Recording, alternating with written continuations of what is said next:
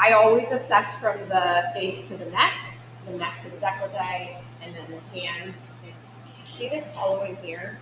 And I do want to add a little bit of hyaluronic acid cheek to her one day. And if I added the cheek goes back, like when I started getting 10 years ago, if she would have came to me and do Sculptra at that time, I would have done cheeks, a lot of cheeks to lift it up, to get rid of the smile line. Really made her look way too cheeky. And then I probably would have put a big bolus here, and then it just looks deformed. And so it's just over time learning how to treat the face in a very natural form. It's going to be a little bit different how I'm doing a 1 inch, because it's going to go, I usually go from here, I'll do like my gonial angle, and then it just depends. If they have like a big masseter, I'm not going to do a lot of, they don't need it in the masseter. So I'll go right, so I'll go right above that masseter. I mean, clearly the masseter goes all the way up past the tragus, but it's where the bulge I'm talking about, because anything that's bulging, I'm just trying to nicely, how do you say that, like decrease the bumps and the shadows. So minimize the transitions. So I would usually just go straight up and then do a poke here, and then I would do my 1.5 poke here. A lot of different ways to do it. I think it's easier to do serial pokes where you poke, because the fanning gets a little hard with the ear and as a newbie. But if you get a little more advanced and you want to try a different way, you're going to poke, go in, and then you're going to fan. And then it depends on how long your needle is. And then you're just going to go to where the fan stops, and then you're going to fan submalar. And then you're going to go in and build up the apple of the cheek, because that's probably my favorite part I say my favorite part for every part of the face with Sculptra, but that is one of my favorite parts, is the apple of the cheek, because I hate hyaluronic acid there except for like 1 gram, because you can see it when you smile and you get the more face. And then once we do all of the fanning, you're going to come to submental, and then you're going to fan again. With the gonial angle, you come in, and I just do 1 to 2 threads, because my needle's longer, so I'll just go in and do like 1 or 2 threads. Again, I don't do a lot into the jowl, and then I'll go and then do fanning here. Yeah.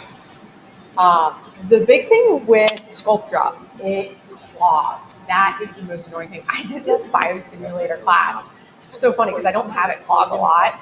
It clogged only on this one practitioner every single time. I felt so bad for her. She's like, what is happening? I was like, I think what's happening though is because I want you to pick up your syringe, shake it, because it's going to get a little stuck. And then what I have you guys do is I have you push it out to make sure that so make sure it's not clogged before you inject.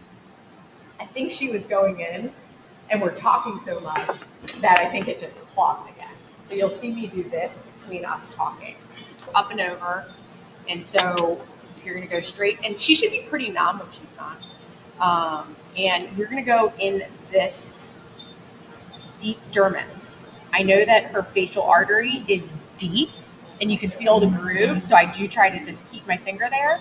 If you're in the correct plane, it shouldn't be a huge issue. There are variances. And then you're just going to do a linear grade thread like this. So this is where I go back, and then I push, pull, push, pull, push, pull, push, pull, push, pull. Do you guys know what a retrograde linear thread is? When I say push, pull, I'm saying push your syringe and pull your syringe back. So it should just be like a nice little line. And then...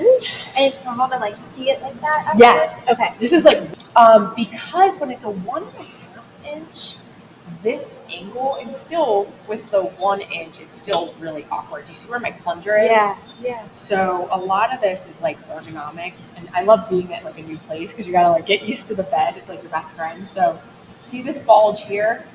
Do you guys see that? That's the masseter clench. I would probably say do little masseter injections on her. Just with a little neurotoxin, whatever you choose, just to thin this out just a tiny bit, because we are doing Sculptra today, so we don't have to, and she has great skin integrity, so we don't have to worry about her jowling too much. And I think that would thin the face And then we're gonna add our Sculptra here. And do you see this depth right there? So I call this, the needle is under the blanket.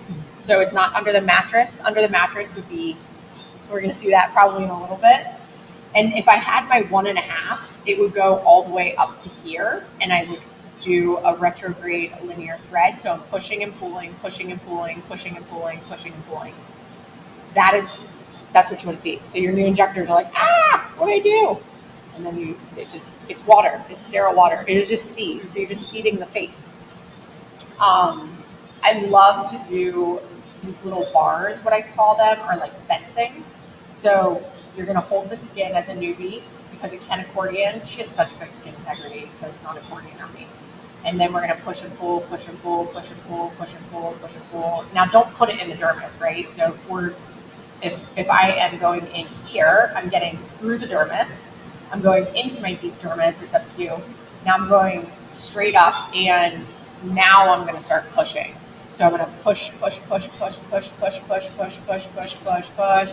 Now I'm going to stop, right? Because I don't want to put it in the dermis and take it out. Now I'm going to show you fanning. Fanning's a lot quicker and easier and less pokes, but it's a little bit harder. You're going to see me getting like kind of awkward on her.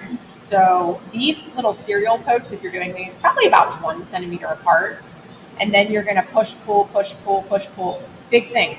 Stop about 3 millimeters before the entry point, because you don't want to keep pushing when you're fanning where the entry point is.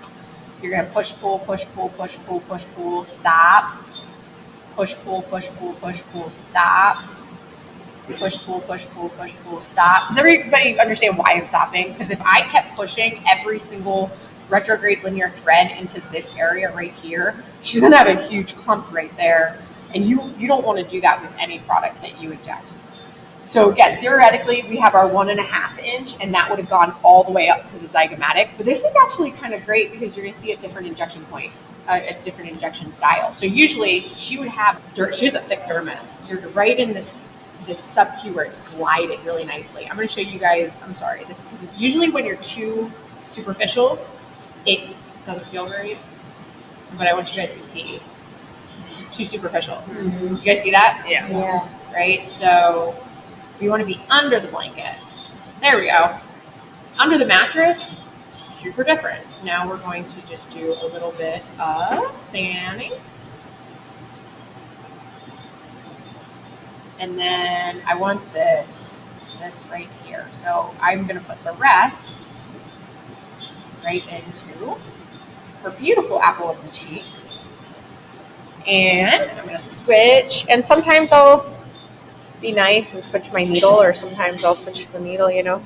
So she should be a little bit numb here. I like to just do a little bit of a poke. And we're going to just push, pull, fan, push, pull, fan, push, pull. And they're pretty hefty pushes. Like, I would never push my hyaluronic acid like I am pushing this right now. Smile for me. Beautiful. I'm just seeing where the apple actually ends up when she smiles, and then relax. And then smile. And then relax. Sorry, I gotta see. Smile. And then relax. Okay, cool. So I can build this up a little bit more. I didn't want to go too much over here because I didn't want to make her too cheeky. I was trying to figure out where that apple anatomically should be. So again, that's just a good lesson for you guys when you are injecting. Please have them express. Even if you're doing Sculptra, it's more important when you're doing your hyaluronic acid that's filling exactly where you're putting it and pretty much not going anywhere. So you want to stay there. All right, perfect. So I'm always watching, like, how much am I injecting? How much do I have left? So if I'm doing this in real life and I only wanted to do 1 vial on her, I would have done 3 mLs on this side, 3 mLs on this side, 1.5 in the temple, 1.5 in the temple, if she needed temple. I don't think she needs temple. Would you do temple on her, even if she really doesn't? Like, some people do it just for the tightening or just for the lift. I would just do a little bit. A tiny bit. Yeah, and I think it's just because, especially within 40, we do lose some deep fat compartments. I think it's just to really helping to maintain her volume. Yeah, and it's 2 different perspectives. And I probably on her second one, this is a good thing too. is that the first one, I try to really get those problem areas. And this pre-auricular is just jumping out at me. So I'm like, I want my product here, there. And then in the second session, I'll start to do the little, I call it the icing on the cake. I'm like, ooh, let's do a little temple. Okay, now let's do our piriform aperture a little bit more because we want a little bit more volume there. So it's not the same way each time. Since we're doing one vial and one vial, it's kind of easy in your head. You're going to put one vial over here and one vial over there. But you do want to make up for any asymmetries. If she has severe, and I was looking at that while I was assessing her, if she had any severe asymmetries, like there's some people I could put like a whole syringe on just one tooth just to even them out because they sleep on it. They just have different anatomy. So I always say we have one like bigger boob, bigger hand, bigger foot, bigger cheek, bigger lip, like all the things. All right. So then you could go. So I usually finish this area. Then I go to my piriform aperture. So I'm sorry, honey, and this one always hurts. And I wanted to show you on an inch. See how it's a little bit awkward on this longer needle? So imagine 1.5 inches. So you could be fancy and get a shorter one. I don't think there is a shorter one where it's a 1/2 You inch. use a 1/2 inch. I do. And it still goes down to bone even on like older people, like 60s and plus? I do. Okay. I do okay. because again, they need it. But I mean, Because you they're can reach assessing. the bone. Oh, yeah. Just the 1/2 inch. Yeah, because sometimes it gets so. It does, and some of them are so gaunt Yeah. that it's like whoop right there, and Okay. then some of them are Okay. deeper. Yeah. But you'll get Okay. it. Okay. And no aspiration needed. I don't with my Sculptra. There are a lot of people that do with my Sculptra. If it's very rare to get a vascular occlusion. Again, you see, I don't put a lot in. I am more of a serial puncturer with smaller boluses than I am one poke. And my patients tell me that all the time. They're like, man, you poked me a lot more than last practitioner because I'm just putting all these little dollops everywhere. Even for piriform, you'll do multiple pokes in piriform? So if I'm on hyaluronic acid, I'll inject or I will aspirate, and I usually do like 2 injection points 2. in my Okay. piriforms after instead of just doing one or like 0.1. People usually do, right? I usually Yeah. do half, but I gotta get going. And what do you do with Sculptra? Sorry. You're good. Depending on how much of a deficit they have, I do about 0.5. Okay. 0.5 to 1 sometimes if I'm like, oh, this is what needs 1 it. ml. Yeah, Okay. but I usually do 0.5. Okay. Okay, sorry. Yeah, you're good. And then again, if it's 1 vial versus not 1 vial, you really just want to evenly distribute this across the face. So I'm looking, I'm like, I have 1 more left, which is great. So I'm actually going to do a tiny bit of just like straight into the nasolabial. So I compromise the skin. I find where I want to go. I actually do have my bevel straight down, so it's not going into the area I don't want to. And this will be really nice with her. I'm going to go not too deep, right under that skin. And then this is just a personal thing that I do. I don't put that little foam that's always there in because that's usually the reason for the granulomas or the nodules. So I just leave that, and that also just gets very annoying to inject. So then we're going to, is this my 1.5 inch? No, that's my cannula. So I'm going to switch this, and let's take this one.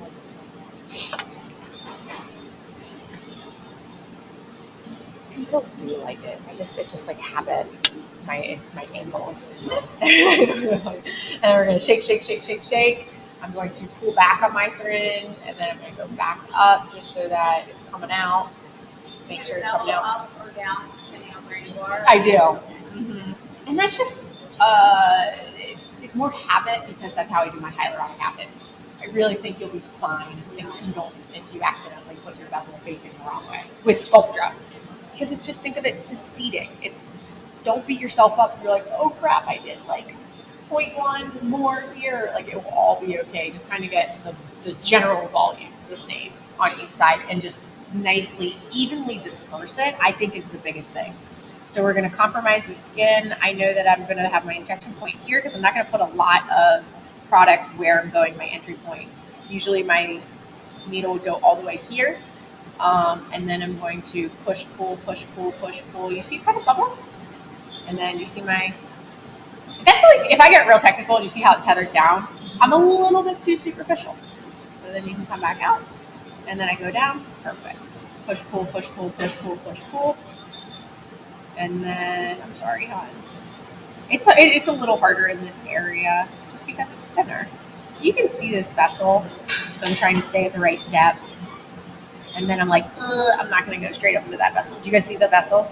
It's very clear. But if you're at the correct depth, if you're not too deep, that vessel is a lot deeper, and then it becomes more superficial. This I want to go into, but I don't want to go too far up into her oral commissure because of the orbicularis oris, but I am going to sneak a little bit of product up there. I'm going to say 1 finger breath away, and I'm going to keep it moving. With aspirating, I am keeping my needle moving this whole time. Therefore, I think you're not wrong for aspirating, but do I think it's 100% necessary? No. When you're moving your needle. You get a little bruise there. And so when you see a bruise coming, hold tight. And I do tell my patients you will bruise with Sculptra. Do you see how many times I'm poking them? If they don't bruise, I'm like, no, it's superhuman. And then just hold with a lot of pressure. And then I look and I have about 1 ml left. So what am I going to do? I'm going to go back. I'm going to assess the face, see how it's looking. And I just am obsessed with trying to get this pre-auricular area right now. So I'll probably just concentrate on the pre-auricular. Then when she comes back in a month or 6 weeks, we'll probably see how the pre-auricular, it's not going to be changing that much because it's only 30 days, but I'll probably still come back here. The other little tidbit that I love with Sculptra is you can do it all back into the hairline. And so there are some patients that I'll poke my cannula here. I do cannula into the hairline, and I'll straight up go all into the hairline again to get that lifting. Do you do nasolabial as well? Or just Nasolabial? Yeah. With cannula or needle? What is that what you're asking? Well, did you treat it in general with Sculptra? Yeah, so I just did like a retrograde linear thread right here. Yeah. You're totally good. So again, I'm going to try to get this pre-auricular area just a little bit more. So open your mouth really wide. Perfect. So she has a little bit of volume loss right here. You see this huge vessel. And then we're going to palpate for any of our superior temporal artery. It usually comes up a little bit higher.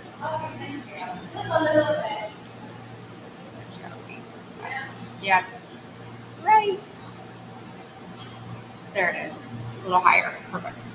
So we're going to open her mouth wide just so you guys can see this. I'm going to pull. I love pulling up the skin. And then I'm just going where there's that deficit. And I love to actually spin my bevel around to get this nice even distribution. And I am on periosteum. I'm coming out very slow. And then I say, yay, I didn't need a vessel. And then that's about it. So I do have about 1 ml left from that other syringe. So we will steal it from this one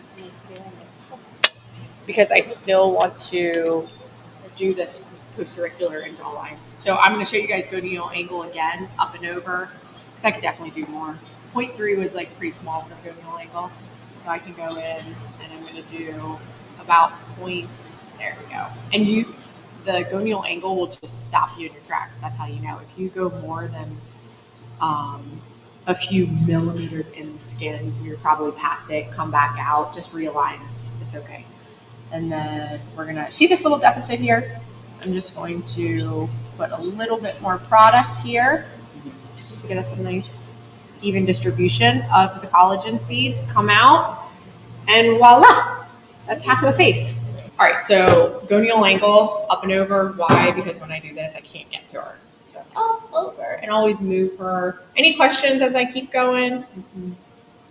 Right there, stops me in my tracks. I'm going to do about 0.5 because I have 2 syringes. And then we're going to go straight in. I like to go straight in again. I am below, under the blanket, not under the mattress. I like to poke. My first poke is going to like numb everything in that area. So if you can go back into that area.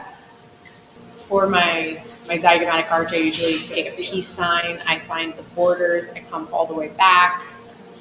And then trying to hold as I do this. And then I'm going to go really close to that hairline.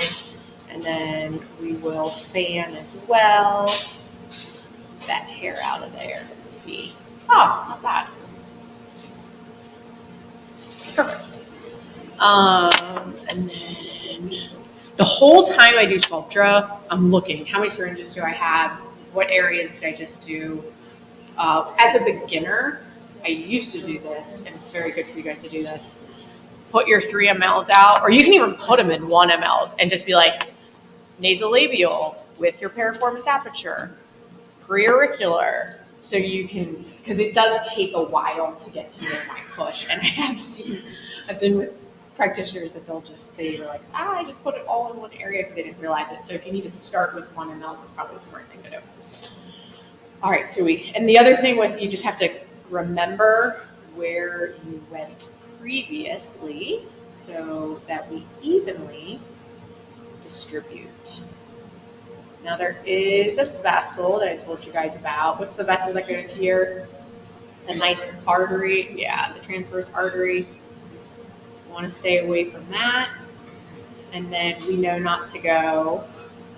I do not go deep mid-pupillary, even if it is Sculptra, because of infraorbital, right? It comes out of the infraorbital. All the arteries. All right. And the reason that I'm doing this a little bit more is the apple of her cheek. Again, this area is where I want a little bit more volume. This is going to be my tightening. And then, again, I'm looking at how much I have. I want to do my piriformis aperture. So we're going to go straight down. I'm sorry, honey. And then I'm going to angle a little bit more medial. I know. I did about 0.3. And then we're going to go, my bevel's facing down. I know. And then, voila. So, real world, I can probably do Sculptra in like 10 minutes, which is really sometimes not good that I do it like that. And then, numbing is what takes so long, Sculptra. Is that 45 minutes, including the numbing time? For my appointment slot. So how I tell my patients, no. Okay. So, So how we do it is we have it as a 45-minute. We've had actually 30 minutes, and I tell them to come 15 minutes early, and then I have them numb for 30 minutes, and then I have about 15 to 20 minutes to treat. Okay, that's what I do. How do you guys? Whoever else does Sculptra, how do you guys do your? I've been using cannula, but I've been having issues with the cannula sometimes, so I switched to needle. Yeah. Yes. How do you do your appointment times? I do an hour, which feels That's like great. a really long time, but like, I feel like because I don't have an MA, so like from when I have to mix it and plan and talk to them and educate and inject, like it's an hour. And patients love that. And all that too. Yeah. I know. Yes. Okay. So yes, I'm not including that. Oh, Send okay. Picture. Yeah. I don't do any of that. Okay. Yeah. So Oh, that's wait a just minute. your time. Yes. 30 minutes. Okay, Yes, that's yes. not the. Yeah, hour for all of the other stuff and Yeah. injecting. That's what Yes. I have blocked off. So bevel, I just wanted to go down, and then again, oral commissure. I want to be about 1 breath outside of that oral commissure, and I'm going really light. Again, I have seen practitioners, some of them go straight up. Not saying they're wrong whatsoever. Just trying to be a little bit more mindful of those sphincters.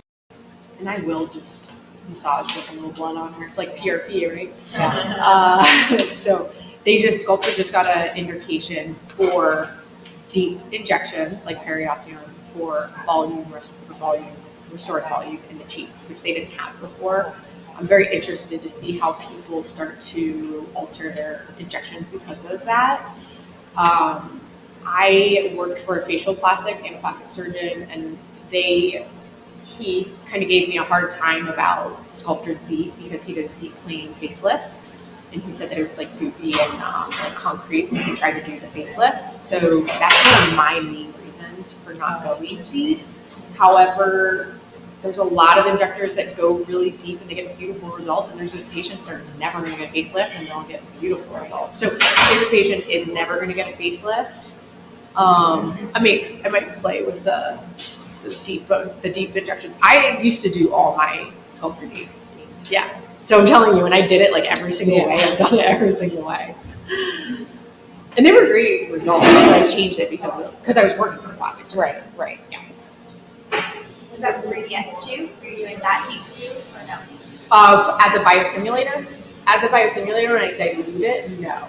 I do sub-Q, and I do that mostly with cannula. So it's funny how I do it different. But again, I do mostly radius here and here. Not the face. Yeah.